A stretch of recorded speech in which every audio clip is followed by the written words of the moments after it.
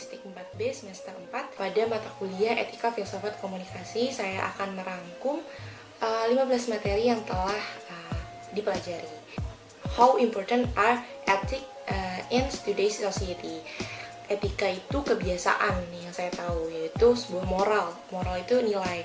Nah, etika dipahami sebagai salah satu cabang filsafat berbicara mengenai nilai dan norma. Nah, etika sendiri itu ada filsafatnya. Filsafat itu kebijaksanaan kalau dari bahasa Yunaninya. What do I know it? How do I know it? Am I sure? Am I right? Sejarahnya itu dari masa prasejarah yang dibawa oleh Thales itu ke periode klasik, ke periode pertengahan. Nah, etika komunikasi itu nilai, norma, atau tingkah laku dalam proses kegiatan komunikasi. Nah, proses kegiatan komunikasi adalah penyampaian pesan dari komunikator ke komunikan agar makna pesan tersebut itu sampai ke dalam kedua belah pihak. Filsafat dalam etika komunikasi itu berbicara tentang mengkaji secara mendalam, kritis secara proses komunikasi yang meliputi ontologi, sifat ada, epistemologi, pengetahuan, dan aksiologi nilai dalam proses komunikasi. Nah, hakikat komunikasi sendiri adalah proses pernyataan antara manusia yang dinyatakan oleh pikiran sebagai menggunakan bahasa sebagai simbolnya. Metateori itu bukan hanya sekadar bersifat komunikasi, bukan hanya sekadar informasi, tapi juga persuasi, yang artinya agar penerima pesan mengetahui sesuatu, paham dan yakin bahwa sehingga mengubah apa yang selama ini kita yakini. Nah, teori-teori komunikasi itu ada dua, teori umum dan teori konseptual. Etika itu ada kebenaran. Kebenaran itu sikap konsisten apa yang telah didapatkan dan diyakini bahwa ya itu merupakan niscaya. Nah, motivasi komunikasi itu menurut Skadel itu ada dua, kepentingan psikis dan pengendalian lingkungan. Nah, hubungan antara manusia atau human relation itu untuk mendapatkan akses informasi serta pengetahuan dan membentuk kerjasama antar individu. Ada subjektivitas tentang konsep filosofi sentral yang terkait dengan kesadaran, hak pilihan, kepribadian, realitas, dan kebenaran. Ada dan strukturalisme itu suatu pendekatan ilmu humanis yang mencoba untuk menganalisis bidang tertentu. Ada paradigma kritis, paradigma ilmu pengetahuan yang meletak pada epistemologi kritik. Nah, ada kebebasan dan tanggung jawab. Kebebasan itu apa yang kita lakukan tanpa paksaan, dan tanggung jawab itu kesadaran manusia atas tingkah lakunya perbuatan yang disengaja maupun tidak disengaja. Nah, ada paradigma positif, yaitu suatu linear, sebuah proses sebab akibat yang mencerminkan upaya pengiriman pesan untuk mengubah pengetahuan penerimanya. Ada post-positivisme, ada konstruktivisme, dan teori nilai yang membahas tentang etika dan estetika. Etika dalam mengetahui baik dan buruknya, sedangkan estetika itu tentang keindahannya. Terima kasih. Assalamualaikum warahmatullahi wabarakatuh. Assalamualaikum warahmatullahi wabarakatuh. Nama saya Irma Lutfiani Ismail dengan NIM 111808001100042. Di sini saya akan menjelaskan rangkuman dari mata kuliah Etika Filsafat dan Komunikasi. Jadi, melalui ruang lingkupnya, Etika Filsafat Komunikasi memandang ilmu komunikasi, menjabarkan bagaimana mengkaji ilmu komunikasi dari penjelasan ontologinya, epistemologinya, serta aksiologinya. Dalam mata kuliah Etika Filsafat dan Komunikasi, kita mempelajari 15 subbab. Nah, ada dua penilaian mengenai etika dan filsafat komunikasi. Yang pertama, filsafat ilmu yang merupakan cabang filsafat yang mengkaji teori pengetahuan, karenanya menjadi bagian dari epistemologi. Etika terkait dengan penggunaan ilmu sehingga disebut etika dan filsafat ilmu komunikasi. Yang kedua adalah penilaian bahwa hakikat filsafat ilmu komunikasi sebagai epistemologi komunikasi. Jadi kesimpulannya adalah komunikasi layak dijadikan suatu ilmu melalui analisa secara hati-hati terhadap penalaran mengenai suatu masalah dan penyusunan secara sengaja serta sistematis atas suatu sudut pandang yang menjadi dasar suatu tindakan komunikasi dibahas dan dikaji menjadi sebuah ilmu. Nah, dalam etika yang erat kaitannya dengan ilmu menjelaskan mengenai kebebasan nilai dalam sebuah ilmu yang menjadi masalah yang cukup rumit, yang tidak bisa dijawab dengan jawaban iya ataupun tidak, namun menggunakan pertimbangan yang didasarkan pada nilai diri yang diwakili oleh ilmu yang bersangkutan. Pertimbangan yang dapat menjadi sebuah ilmu ini merupakan syarat ilmu secara ilmiah. Dalam hal ini, komunikasi sudah memenuhi syarat yang dapat dikatakan menjadi sebuah ilmu, yaitu objektif, metodis, sistematis, dan universal. Sekian pemaparan rangkuman dari mata kuliah Etika, Filsafat, dan Komunikasi. Semoga bermanfaat. Wassalamualaikum warahmatullahi wabarakatuh. Assalamualaikum warahmatullahi wabarakatuh. Perkenalkan, nama saya Muhammad Saifuddin. Saya mahasiswa jurnalistik semester 4 UIN Syarif Hidayatullah Jakarta. Saya akan menjelaskan mengenai pendapat saya tentang mata kuliah Etika Filsafat Komunikasi. Filsafat memberikan landasan kokoh mengenai gejala dalam komunikasi, yang kemudian memberikan pemahaman mendalam mengenai gejala dalam komunikasi tersebut. Nah, dengan demikian kita dapat mengerti dan memahami ilmu komunikasi bukan hanya mengenai bagaimana berkomunikasi, akan tetapi juga bagaimana cara memperoleh ilmu tersebut serta dampaknya bagi masyarakat secara umum. Dari sekian banyak manfaat yang kita dapat dari mempelajari etika filsafat komunikasi ini, saya menyimpulkan beberapa hal. Di antaranya adalah mengajak berpikir cermat dan tidak kenal lelah dalam mengembangkan ilmu komunikasi. Selanjutnya, memberikan bahan pertimbangan yang matang sehingga persoalan mengenai ilmu komunikasi yang diajukan memiliki landasan yang kuat. Selanjutnya juga etika filsafat komunikasi ini mengajarkan kita untuk menjelaskan keberadaan manusia dalam pengembangan ilmu komunikasi. Selanjutnya, etika filsafat komunikasi juga mengajarkan kita untuk melatih untuk melatih kebijaksanaan dalam memandang persoalan dalam ilmu komunikasi. Etika filsafat komunikasi juga memperlancar integrasi antara ilmu-ilmu yang berkaitan dengan dan dibutuhkan dalam pengembangan ilmu komunikasi. Etika filsafat komunikasi juga mengajak dan mengajarkan bersikap aktif dan berwawasan luas terhadap berbagai persoalan dalam ilmu komunikasi. Juga mengajar dan membuat lebih kreatif perihal pandangan ilmu dalam komunikasi serta ide-ide yang muncul terkait ilmu komunikasi. Etika filsafat komunikasi juga membentuk sikap kritis dalam menghadapi persoalan yang muncul dalam kajian ilmu komunikasi sehingga kita tidak terjebak dalam fanatisme berlebihan. Juga meningkatkan kemampuan menganalisis secara kritis berbagai permasalahan dalam ilmu komunikasi. Etika filsafat komunikasi juga menunjang kita untuk bersikap netral atau mempertahankan bahkan melawan pandangan lain terkait ilmu komunikasi.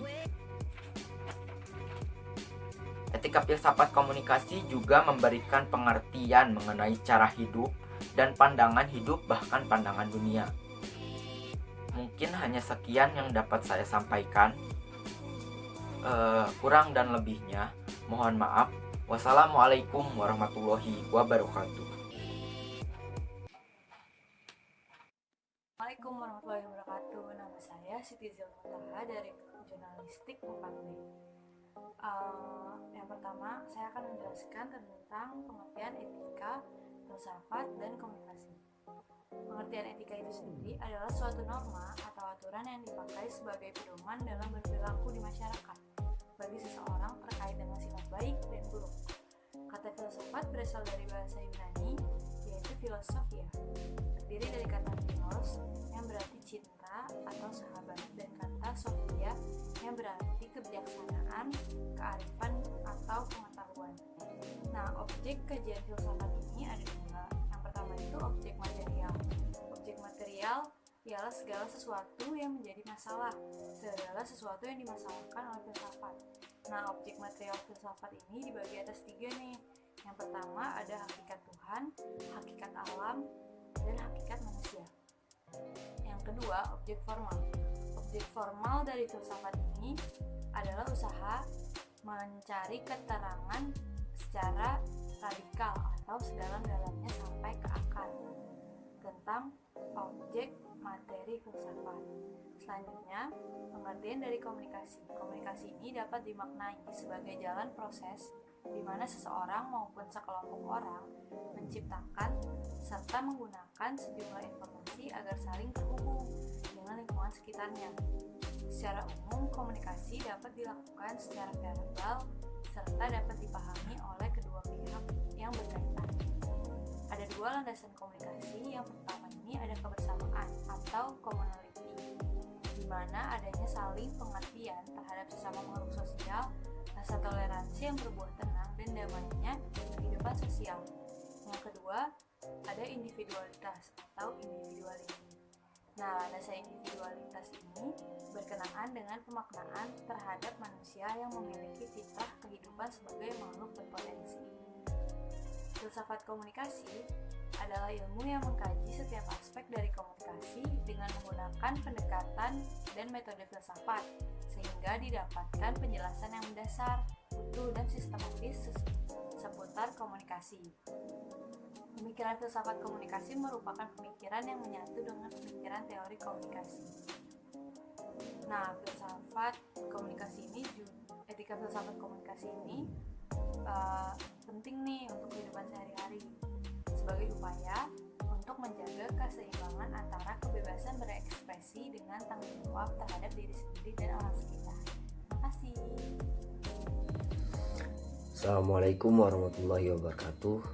Nama saya Sahidan dengan NIM 111805110000036 dari kelas jurnalistik 4B.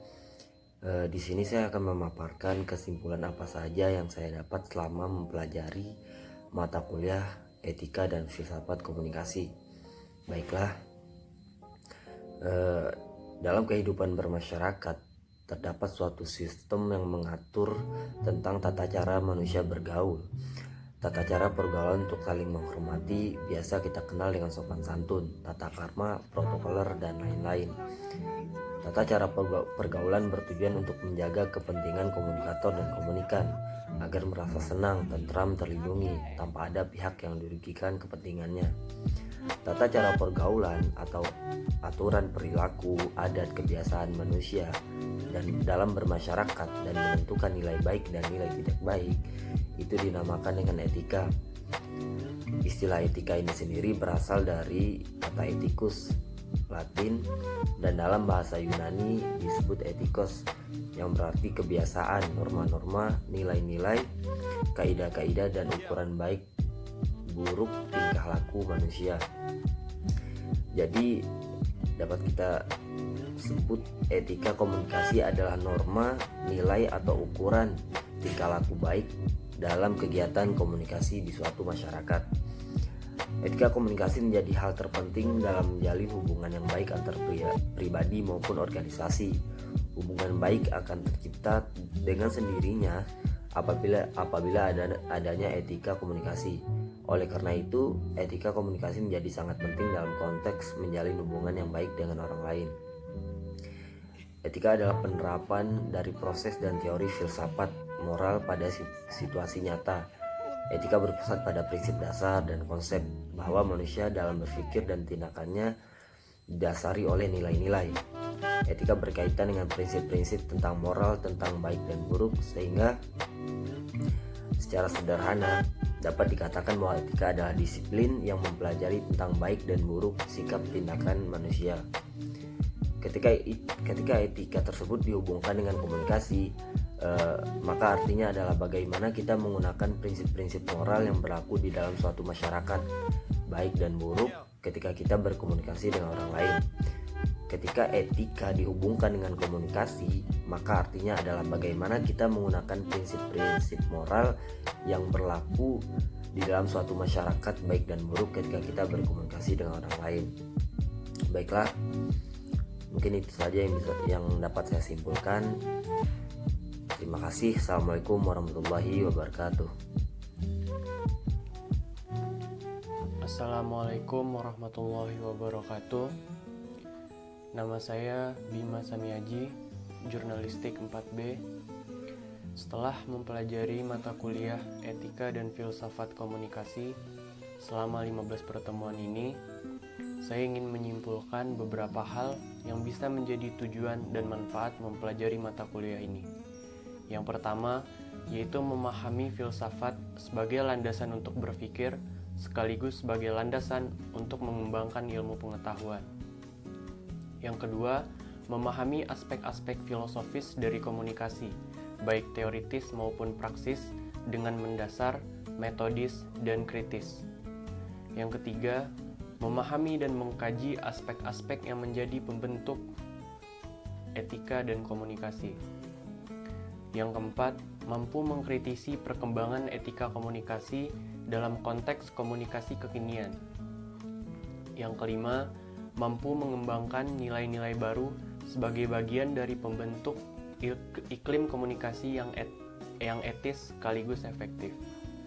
Sekian, Assalamualaikum warahmatullahi wabarakatuh.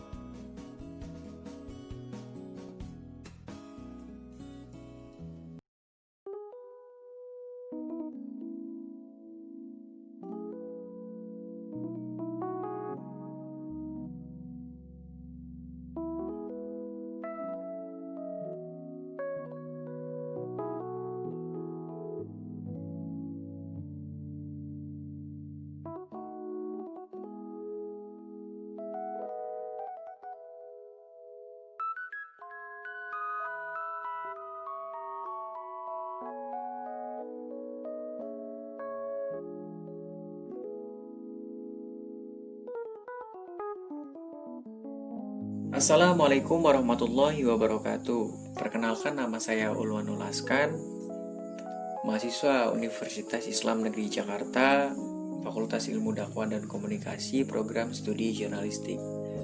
Di sini saya akan mencoba merangkum apa yang saya ketahui mengenai mata kuliah Etika, Filsafat, dan Komunikasi. Kita semua sepakat bahwasannya komunikasi merupakan salah satu elemen yang tidak dapat dihilangkan dalam kehidupan sehari-hari manusia. Manusia merupakan makhluk sosial yang tidak dapat hidup tanpa manusia lain.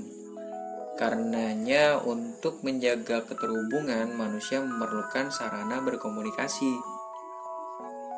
Mungkin kita dapat menyimpulkan ketika manusia berkomunikasi dapat memecahkan berbagai masalah. Namun pada kenyataannya tidak demikian. Atau bahkan sebaliknya. Seperti halnya yang sering terjadinya doktrin-doktrin suatu pemahaman yang mana pemahaman di luar kelompok tersebut dianggap salah atau yang lebih seramnya lagi harus diperangi. Hal ini tidak dapat dibenarkan dan tidak etis sekalipun yang menyampaikan tokoh berpengaruh dalam kelompok tersebut.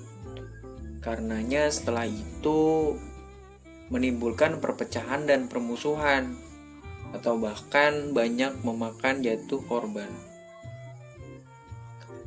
Oleh karena itu, dalam mata kuliah ini kita diajarkan bagaimana cara berkomunikasi yang baik, bagaimana cara berkomunikasi yang etis,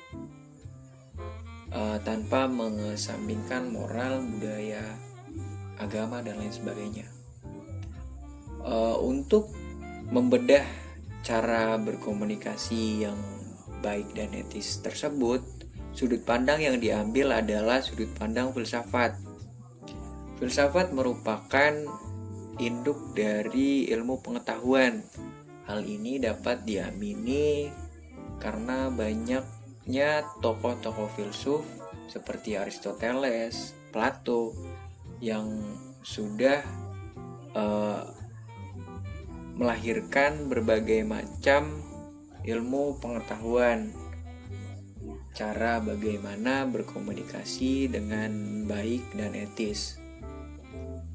Oleh karena itu, saya sangat bersyukur telah mempelajari mata kuliah ini, sehingga saya dapat berkomunikasi dengan baik sekaligus etis, tanpa mengesampingkan moral, budaya, dan agama. Terima kasih. Warahmatullahi taala wabarakatuh. Perkenalkan, nama saya Nina Nurjana. Saya dari mahasiswa jurnalistik 4B. Di sini mungkin saya akan meresum sedikit materi yang saya dapatkan selama mempelajari mata kuliah Etika Filsafat Komunikasi selama semester 4 kemarin. Mungkin ada beberapa yang mungkin saya highlight mengenai materi etika filsafat komunikasi ini. Cuman pada dasarnya kita berangkat terlebih dahulu kenapa penting sekali komunikasi itu ada dalam kehidupan kita. Nah, yang pertama, komunikasi itu ada karena untuk mengontrol dirinya di lingkungannya. Terus yang kedua, komunikasi itu urgent karena untuk melakukan transformasi atau warisan secara sosial. Terus yang ketiga, komunikasi itu juga sebagai jalan atau perantara untuk kestabilan sosial atau untuk kelancaran dalam proses sosialisasi. Nah, bagaimana sih berkomunikasi secara etika dan mendasar sesuai aturan filsafat? Nah, kita pahami dulu sebelumnya apa itu etika dan juga filsafat. Jadi etika itu secara etimologi berasal dari kata ethos yang berarti segala aturan, sebagai seperangkat nilai-nilai yang luhur gitu.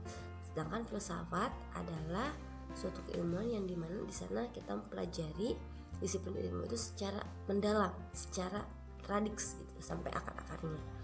Nah, di sini kalau kita sambungkan bagaimana etika dan filsafat komunikasi itu adalah bagaimana kita berkomunikasi sesuai etika yang berada di atau berlaku dan sesuai nilai-nilai dasar yang sudah hadir sebelumnya gitu. Nah, etika filsafat komunikasi ini berhubungan dengan bagaimana seperangkat nilai tersebut berdasarkan akhlak yang menjadikan komunikasi itu bisa diterima oleh semua kalangan, semua masyarakat. Terus hal-hal yang harus diperhatikan ketika kita berkomunikasi dengan orang lain itu banyak sekali, karena banyak sekali banyak sekali kesulitan, banyak sekali hal-hal yang sifatnya miscommunication bisa diselesaikan dengan dialog atau dengan komunikasi. Yang pertama, perhatikan lawan bicara. Terus yang kedua, perhatikan juga intonasi ketika berbicara. Terus yang ketiga, kalau misalkan berkomunikasi melalui media, itu perhatikan tanda baca, perhatikan struktur penulisan, perhatikan gaya bahasa agar pesan yang kita sampaikan itu sampai kepada orang lain dengan baik tanpa ada gangguan atau noise seperti itu. Warahmatullahi wabarakatuh. Perkenalkan, nama saya Sofi Saharanunda dari kelas Jurnalistik 4B.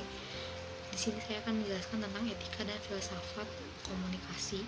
Nah, kenapa sih etika ini menjadi pedoman dalam berkomunikasi? Nah, pada dasarnya etika ini erat kaitannya dengan manusia, yaitu di mana etika mengatur mengenai norma-norma, nilai-nilai, kaidah-kaidah dan ukuran-ukuran tingkah laku baik dan buruk, benar atau salah. Nah, sedangkan komunikasi ini merupakan sarana untuk terjalinnya hubungan antara seseorang dengan orang lain.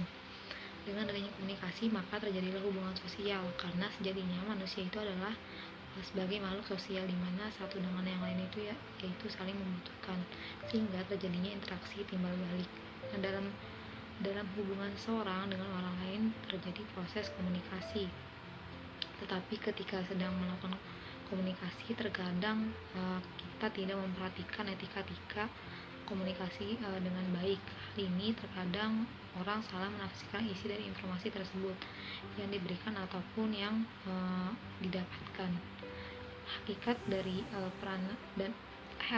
dan peranan etika dalam komunikasi itu adalah proses dalam menyampaikan pesan dari komunikator kepada komunikan dengan mempunyai maksud dan makna tertentu. Artinya, dalam menyampaikan pesan tersebut perlu adanya etika dan aturan. Hal ini agar pesan komunikasi yang ingin disampaikan memiliki kesamaan makna baik dari komunikator maupun komunikan.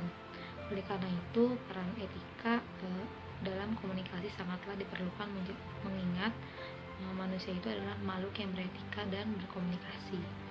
Etika adalah sebuah aturan yang mengatur manusia agar sesuai hidup dengan norma-norma dan adat kebiasaan. Nah, selanjutnya saya juga akan menjelaskan tentang adakah letak kajian filsafat dalam berkomunikasi. Nah, filsafat ini adalah akar ilmu yang akan diuraikan melalui pilar utama, yaitu ontologi, epistemologi, dan aksiologi. Nah, ketiga komponen filsafat ini tersebut sangat menentukan bagi strategi pengembangan ilmu yang dipilih, termasuk pengembangan ilmu komunikasi. Nah, filsafat ini juga kajian akan sebuah kebenaran, di mana kebenaran ini merupakan hakikat dalam sebuah ilmu pengetahuan. Oleh karena itu, filsafat komunikasi yang sebagaimana dijelaskan oleh Prof. Onong Ochiana Effendi sebagai suatu disiplin yang memiliki makna bahwa filsafat komunikasi merupakan kajian mendalam dan mendasar yang mengkaji hakikat ilmu komunikasi sebagai sebuah ilmu pengetahuan yang utuh. Sehingga filsafat komunikasi merupakan kajian yang menjadi pondasi atau dasar berdirinya ilmu komunikasi secara utuh, yang meliputi hakikat secara mendalam, termasuk metodologi, analisis, teori, dan segala bentuk dimensinya. Di sisi lain, dalam pengembangan dan penelitian pengetahuan haruslah mempunyai dasar yang kokoh dan dasar atau memiliki dasar atau fondasi. Nah, yang terakhir adalah manfaat kita mempelajari etika dan filsafat komunikasi. Nah, kita belajar etika itu harus benar-benar memiliki etika dan diterapkan oleh setiap manusia sebagai modal dan moralitas pada kehidupan di masyarakat. Nah, dengan belajar etika dan filsafat ini juga memberikan landasan yang kokoh, kuat tentang permasalahan yang ada, sehingga ada pemahaman yang mendalam mengenai gejala komunikasi tersebut. Dengan kata lain, kita menjadi mengerti dan memahami ilmu komunikasi dengan pengajian yang berkaitan dengan objek ilmu komunikasi itu tersendiri, sehingga kita dapat mengetahui bagaimana kita memperoleh ilmu komunikasi dan bagaimana dampak etika bagi kehidupan di masyarakat pada umumnya. Nah, karena etika yang baik ini mencerminkan perilaku yang baik, sedangkan etika yang buruk ini ini mencerminkan perilaku yang buruk. Nah, itu saja penjelasan dari saya, kurang lebihnya mohon maaf. Assalamualaikum warahmatullahi wabarakatuh.